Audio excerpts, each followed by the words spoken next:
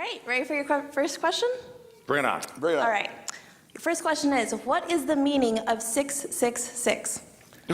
That's 666. That's Right out of the gate. This goes right for the. So, like Greg has really been emphasizing through this series, so many particular questions you might ask about the book of Revelation are going. The answer is going to depend on your basic and general approach to the book. I remember when I was early 20s, I was kind of a young, on fire Christian, and was kind of getting my first Bible study group and a bunch of other young 20-something on fire Christians. And of course, when the question came up, well, what book of the 66 do we study? Everyone agreed, Revelation. And so we dove into Revelation, and I think by the end of that, I was pretty certain what 666 was. Dude, it totally ends up Henry Kissinger. I know it. That was hard. And that's what we thought I was too. convinced of that We for prove years. But then, I'm with Greg here on this. Anytime we come to a book of the Bible, we've got to ask the question, what would the original audience have thought? That's got to be our first question at least, right? And so, as Greg really showed us through this series, there's a lot of things that a first century Jewish Christian audience would have thought when they hear things like, for example, a dragon or a beast coming up with 7 heads and 10 horns. In fact, the Revelation tells us, well, the 7 heads are the 7 mountains on which the woman sits. Now, in the ancient Roman world, the 7 hills of Rome was a pretty well-known thing, so it was a representation of the city of Rome. Also, you start realizing a lot of the imagery here has to do with first century Rome, its domination system of the empire, and this sort of thing.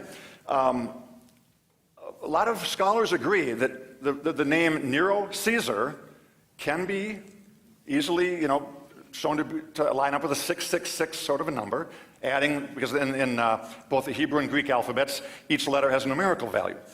When you start thinking about that, it makes sense, because Nero is really the first Caesar, the first emperor, who really persecuted Christianity in a pretty vicious way. I mean, this is the guy that Roman historians tell us took Christians, put them on sticks, tied them there, dipped them, poured oil on them, and lit them on fire alive for his garden parties.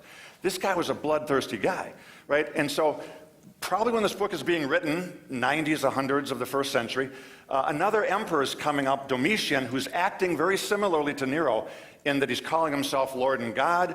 He's starting a persecution of Christians.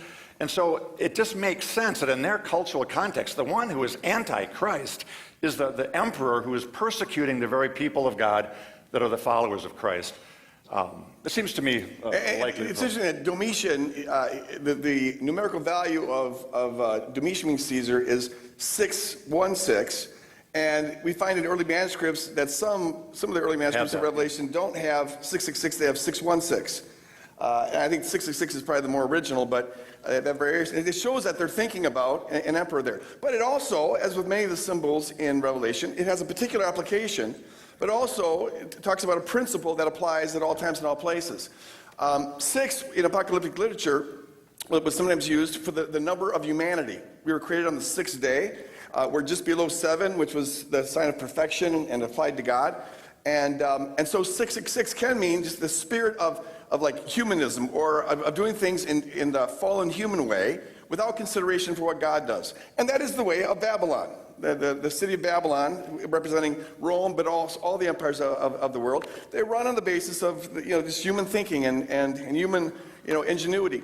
The mark of the beast is on the forehead and on the wrists or the hands, and there's some talk about what exactly that means, but I think at least one application of it is that the empire, the fallen empire, tries to control our thoughts and tries to control our work. And so the economy is run through it, and we're all indoctrinated with it. And so we get that mark. A mark is a sign that they own you.